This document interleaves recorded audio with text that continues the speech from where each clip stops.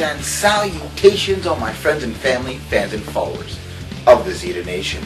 Ladies and gentlemen, boys and girls, children of all ages. Thank you for joining us here for episode 101 of The Revolution. As always, I am your host with the most from the east to the west coast, like peanut butter on your breakfast toast. The one-take wonder, the man who will steal your thunder, the one, the only Emperor Zita. And I am coming to you from the greatest place in the world, the Fortress of Solitude here in Etobicoke, Ontario, Canada. This week, after our 100th episode, we have a nice quiet week. No special segments, no guest stars, just a normal week in the Zita Nation. One quick thing, so I finally got my Drop Dead Pinups authentic t-shirt. Isn't it awesome? Check that shit out. Designed by the band, distributed completely by the band, and it is really cheap, like 20 bucks cheaper than a wrestling shirt. It is pretty freaking awesome. So I will be sporting this whenever I can. Big up your Drop Dead Pinups. Distribute your music to everybody that you know about. If you know anybody on the radio, in the radio, on TV, Much Music, MTV, wherever, try and get them played. All we need now is to get a Drop Dead Pinups Electric Nights video. One last thing, don't forget, next week is Wrestlemania. That's right, the greatest day of the year here at the Zita Nation. So we will have a very special pre-Wrestlemania episode, and in 2 weeks we'll have a post-Wrestlemania episode. So definitely call your local cable companies, make sure they are carrying it, because here in Canada, unfortunately, we don't get the network yet. Anyways, that is enough from me. Let's get on with the show. Rock and roll, baby. And here we go.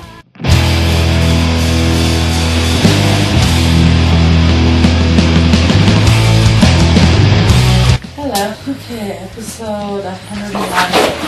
I was really hoping I'll be done by now. Oh well. So we are at 14 and a half months, still sitting at 18. We've got 2 possible teeth when we become regular service. No new word with Anthony, but he's walking a heck of a lot more. By the time summer comes, he's going to be running. So it's good. He's getting more and more confident every day. Still eating like a pig. He had 2 slices of pizza for dinner just today. Anthony loves bath time. He loves to splash and splash. It's kind of fun with that, as you can probably hear. As for me, work-wise, the week went really fast and really busy, so it's keeping me busy. The only thing new that I did this week was I bought a new TV. Katherine this week hasn't been too bad. We've had ups and downs, but I've had worse.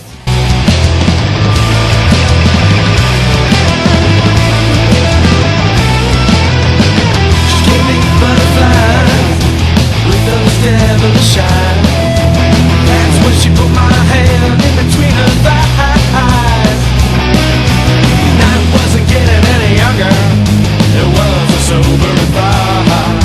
So have another drink and give me all you got. Let me go, they come and rock your world. Let me go, they make me shimmer and shake.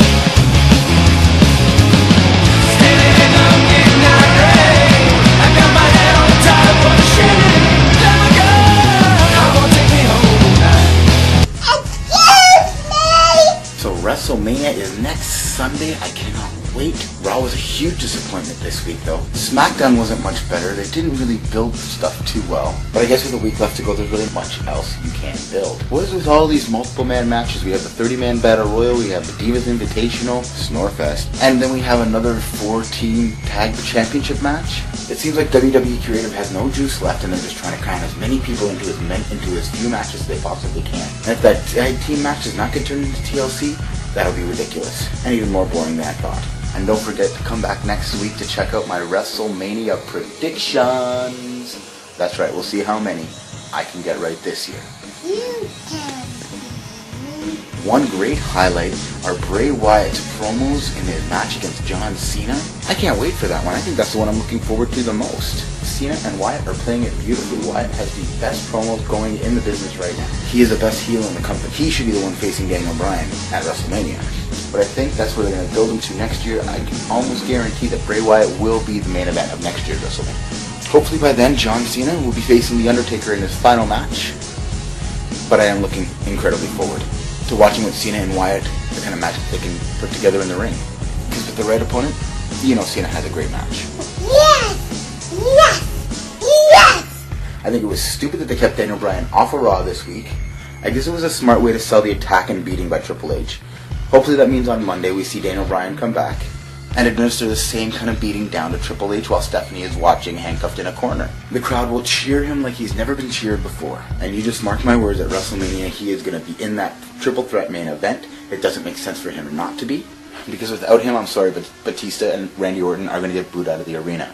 And Daniel Bryan walking out with those titles, the place will pop huger than any WrestleMania pop has ever gotten before. It'll pop huger than when Hogan slammed Andre. So yes, Zack Ryder is in the Battle Royal. Hopefully we will see a good showing by the Long Island IZ. Doesn't want us to call him the Broski anymore. Apparently he's gone more serious, as per his last episode of his new show. He buried the Broski, did a Rest in Peace episode, which I thought was done pretty well, very Back to the Future-esque. Told himself to stop being so goofy and woo woo woo. He's serious, bro. I am serious, bro! It was a great episode, and I think Ryder's character is starting to actually develop a little more now. Hopefully the big brass at WWE picks up on this and on his attempts to sort of move himself forward without their help. I think it's the smartest thing he could have done to start a new YouTube show. Maybe we'll finally get to see Dolph Ziggler's Zack Ryder at WrestleMania. It was supposed to happen last year. It's not going to happen this year. So hopefully it'll happen next year.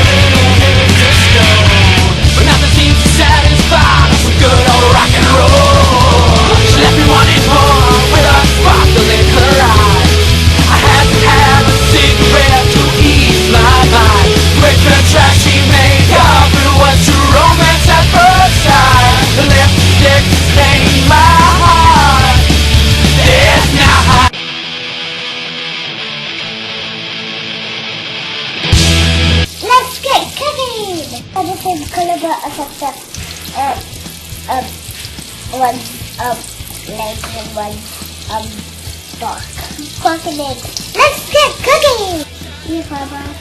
I did it started a little bit. I made the hole for you. It should the meat.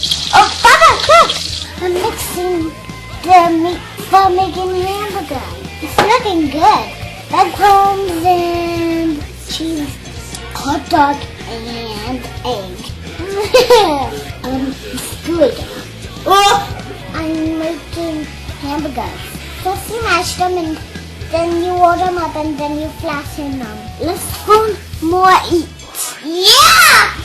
Me and you. Make the burgers. Good.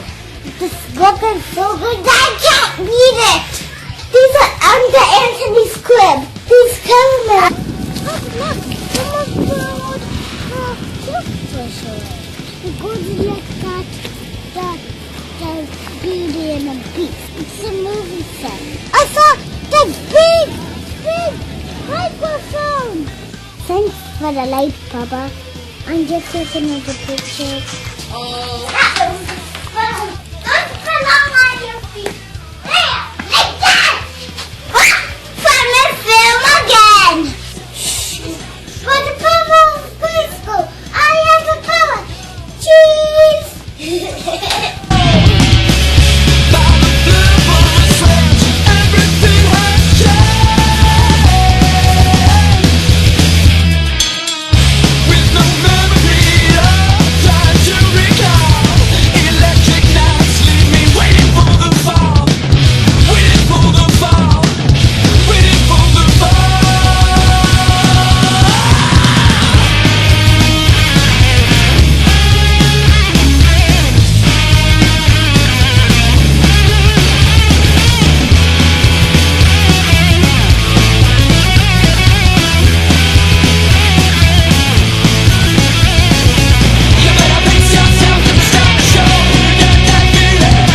Hello people, it is comic book day, that's right, it's comic book day. I'm with my sleeping monkey here.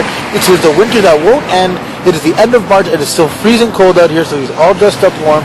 So we're headed down to Excalibur Comics. As always, gonna climb those steps and soon see who else is there, talk to Rob, talk to Fred, find out what they have to say this week, and only 10 more episodes left to go. So we will see you soon, people.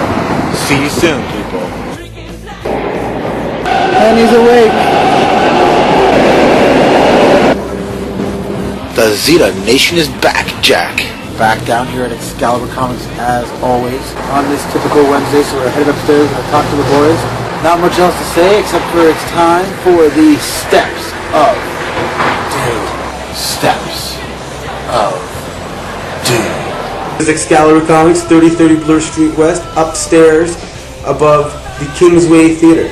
This week we got some interesting comic books out. First off, let's start off with our friend the Sandman. Finally, issue 2 has come out. And when I mean finally, it's been a while. We'll get issue 3 eventually too. Again, Neil Gaiman, beautiful art, story by Neil Gaiman. Nice touches, of course, the little plug for Dead Boys, Boy Detectives in the back. This is a nice book, and Neil Gaiman wrote it. Well, what more can you say? Pick it up, Sandman, Neil Gaiman. Enough said. Moving on to other books. This one, Superior Spider-Man. The big shocker finally happens. Doesn't happen in 31. It happens in this issue. Anybody's interested in what's been waiting for what we wanted for a long time. It's in this issue. Superior Spider-Man 30.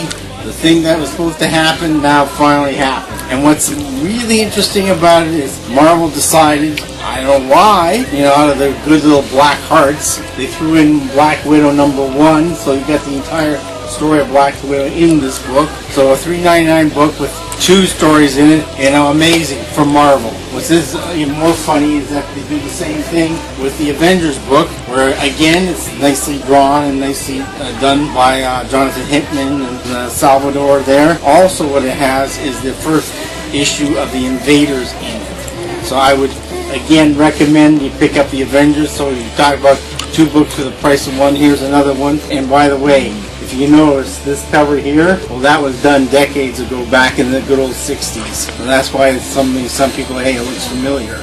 And I think at the time, I think it was John Buscema who drew the cover, and Vince Coletta did the ink and stuff. So that's an interesting thing there. Morales has come to work for Marvel, so you'll have him on the new Avengers, and he's a good artist, and so I would recommend you check it out, because he was very good on action with Superman. It's a pity he left it, because the artist that's now drawing it is much, much inferior. Emphasize the word inferior to rags. Right, there we go. Look, Rob's trading his future stuff. Just the other day, they announced that they found records of the Malaysian Flight 37. Still, they haven't recovered any physical evidence. Official story so far is all is true. Perhaps lithium batteries that were in a cargo hold catching on fire. Therefore, everybody inhaled the smoke and couldn't answer their phones. And the pilot had to redirect the safest airport. That's why he had to fly south to another airport. But he blacked out, and the plane just kept going all the way to the Indian Ocean. But that still doesn't account for the radar of the airport being jammed, or the Malaysian military radar also being jammed. It might answer the fact that it wasn't hijacked, and the engines, the Rolls-Royce engines were still committing over the satellite and then crashed, but it still doesn't take account of why the military and the airport radars were jammed. And the only explanation is the AWACS. I still think it's the AWACS. Stint's mayoral race, she's saying she wanted to sell hydro. Again, that's the main idea, to sell the liquor board, the Ontario Hydro. Basically, is to give the powers all the stuff we created. And it's the only last few things maybe people own before civil families in Europe own them. Again, look at example, a prime example is the 407. It cost 107 billion to make, we sold it for 3 billion, and now we have to make an extension, even though it's not ours anymore. McKinsey signed a contract saying we have to pay 60 billion to provide this extension for some road we don't own anymore. So again, Ontario Hydro has to go, and I'm sure Liquor Control Board will be next. What I'd like to see in the mayoral race is somehow a local currency created, because eventually everybody knows the minimum wage is not enough. It should be $22 an hour.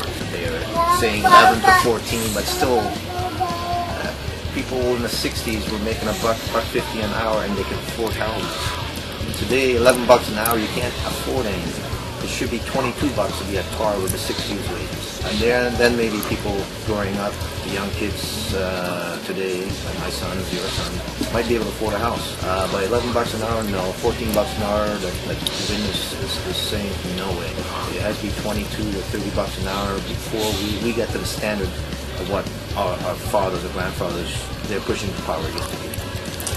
It's all about inflation. The number is bigger, but the buying power of the money, the salary is half or less. I like to see a local currency. We may call it maybe $4 or something, or $4 to whatever hours.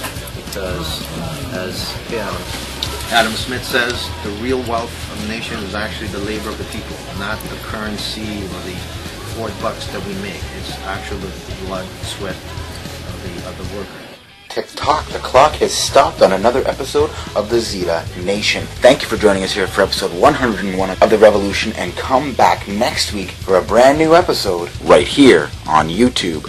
Go back and check out all of my other episodes right here on YouTube, and subscribe to my channel, one word, Emperor Zita, right here on YouTube. Pick up your Drop Dead Pinups, the Electric Night CD. Check them out on iTunes. Grab one of their t-shirts and follow them on Twitter for all the news about their brand new album at Drop Dead Pinups. And don't forget to follow me on Twitter for the last week of my Wrestlemania countdown at Emperor Zita. Head down to Excalibur Comics for all of your comic book conspiracy theory related needs. I am the Macho Man, yeah, snap into a Slim Jim.